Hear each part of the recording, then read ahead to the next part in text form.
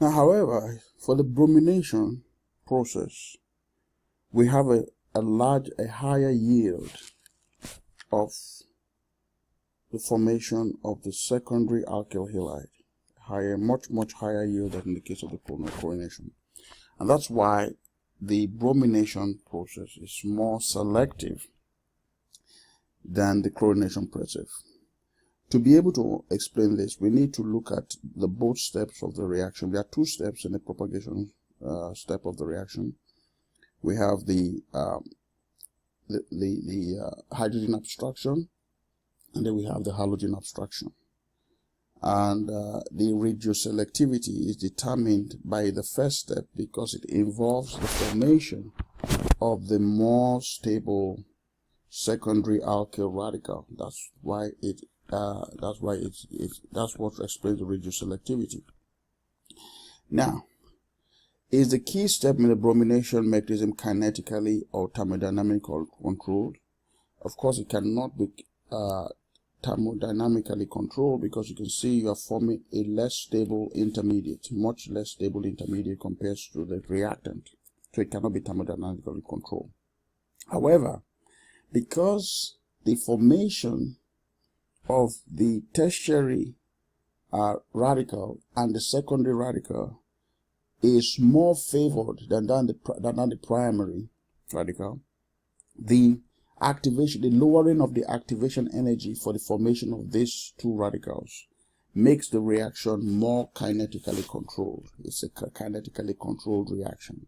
And I'm going to explain that shortly. But before we leave this slide, remember that the first step is endothermic, while the second step is exothermic, right? All right. To be able to understand more about the selectivity of the bromination over the chlorination, let's consider the two energy diagrams for the chlorination and the bromination for the very first step. As you can see here, the first step here is exothermic, and so for the chlorination, and so the transition state resembles the reactant. That means that the transition state will have very little radical character. However, for the bromination, the first step of the bromination reaction is endothermic. So the intermediates here will resemble the transition state. That means in the transition state, there's significant radical character. And so if you have significant radical character, we expect that the formation of the more stable radical, like a tertiary alkyl radical, will lead to the significant lowering of the energy of the transition state and thereby make the reaction go faster. And so we see that lowering of the energy of the intermediate, lowering of the energy of the intermediate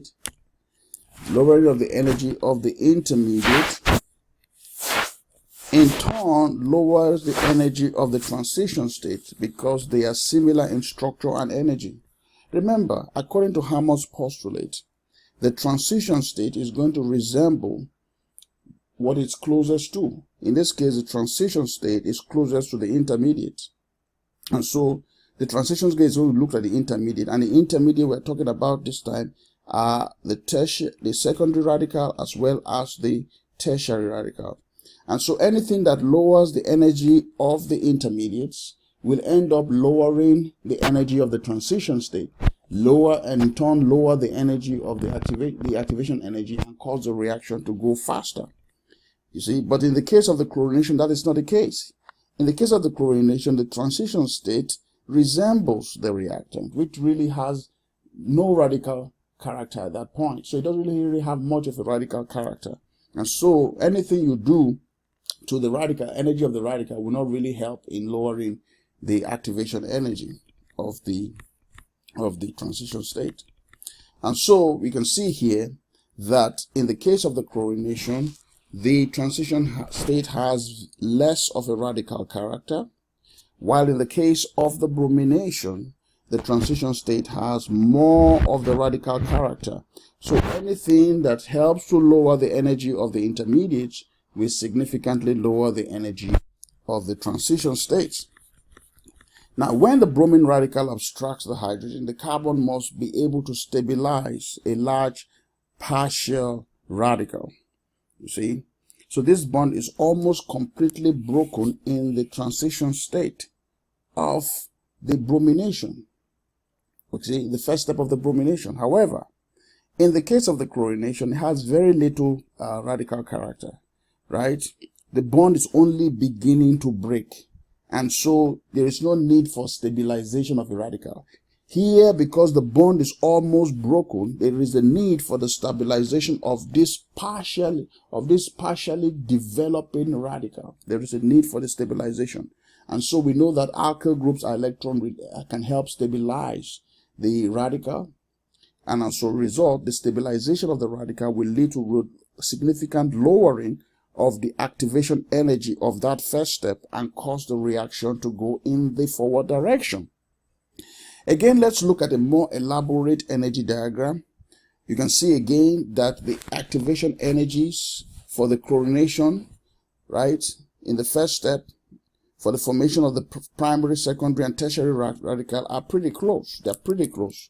And the reason why they are pretty close is because the transition state of the first step of the chlorination resembles the reactant.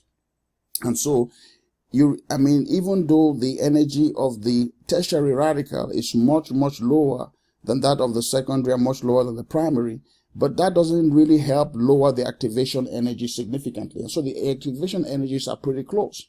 However, when you now begin to look at the bromination, because the energy of the radicals, of the primary, secondary, and tertiary radicals, closely resemble the energy of the transition states, lowering of the energy of any of these radicals will significantly lower the energy of the transition state, and in turn lower the energy of the activation energy more.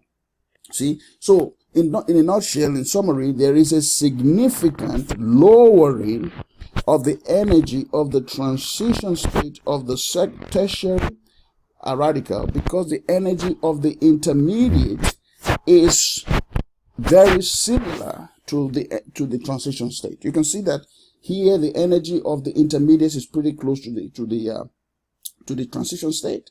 And so anything you do to lower the energy of the radical will significantly lower the energy of the transition state. And so you can see there is a much more greater difference between the energy of the transition state for the formation of a tertiary radical compared to the secondary radical and compared to the primary radical. And so this significant lowering of the energy of the transition state makes the reaction go faster. And so that's why the reaction is under kinetic control, because of the significant lowering of the activation energy of the transition state by the significant stability of a tertiary radical. We know that the tertiary radical is the most stable. So this increase in stability of the tertiary radical will go a long way in decreasing the activation energy for its formation, and thereby cause the reaction go faster in the forward direction. So in summary, the difference in energy of the transition state is greater. The difference in energy of the transition state is greater than in chlorination. You see, the difference in energy of the transition state in the bromination is greater than in the chlorination. See, this makes the bromination more selective under kinetic control. See, because you see what is happening is that you have significantly reduced the energy of the transition state for the formation of the tertiary alkyl radical, because the tertiary alkyl radical looks like the transition state. And so anything you do to the tertiary alkyl radical will go a long way in reducing the energy of the transition state for its formation, and thereby cause the reaction go in the forward direction. And so that's why you see the significant increase in selectivity when you begin to look at chlorination versus bromination. In the case of chlorination, you can see that in the case of chlorination, if you try to chlorinate it like a tertiary carbon, in other words, if you try to put replace that hydrogen with a chlorine, you can see that it only gives you 65% of the tertiary radical, not of the tertiary alkyl halide. However, with the bromination, it gives you 100%. That means that the tertiary radical here, there's a significant lowering of the energy of the tertiary radical with bromination compared to chlorination. And that's why the reaction is favored more when you try to, with the formation of a tertiary alkyl bromide compared to a tertiary alkyl chloride. So bromination at the tertiary position happens 1,600 times more often than at the primary position. And of course, that is a no-brainer. You don't have any of the primary alkyl bromide, and all that you got is 100% of the tertiary alkyl bromide. And so these are the different relative selectivity rates that we can see here. You can see that for a fluorination, they're pretty miserable. But for the chlorination and bromination, you can see that it's highest for tertiary bromination. When you try to do when you try to brominate a tertiary carbon, right, it's fastest for that compared to the chlorination. And that's because of the significant stability that the tertiary radical brings to the table by helping to lower the activation energy for the formation of the very first step. Now, ignoring possible addition reactions, let's draw the different bromination products. I'm not going to spend much time on this, but you can see here that this is a tertiary and this is secondary. And so we expect that the reactions are going to happen with the case of bromination, right, at these positions. And because the radical is sp2 hybridized, we are going to have racemization. And so you're going to have two products. You're going to have racemization. So you're going to have racemization, and the same thing as well, you're going to have racemization, because racemization. Okay, so those make a note of that. So you can see that in the case of bromination, it doesn't occur at the primary position. It only occurs at the tertiary and at the secondary. However, in the case of chlorination, you can have it at the secondary as well as at the primary because it's not as selective. Now, 2-chlorobutane will form a racemic mixture. Which step is responsible for the stereochemical outcome? Of course, the second step, because in the second step, you have the radical reacting with the chlorine in a halogen abstraction to lead to racemization. So you have racemization like that. Okay, all right. So whether the free radical carbon is sp2 or rapidly interconverting sp3, the halogen abstraction will occur on either side of the plane with equal probability, and that's why you have racemization. And so don't forget that free radical reactions, if you have a chiral center, right, if you have a free radical reaction occurring at the chiral center, it will lead to racemization. And even if the center is prochiral, it will also lead to racemization. And so that's why you see the following. You can have chlorination at the primary position, at the tertiary position, at the secondary position, and at the primary position. And that's why you have all these products, right? You can see, and because this can form a chiral carbon, you're going to have racemization. See this racemization here. Now this will go a long way in helping you predict the outcome of free radical brominations.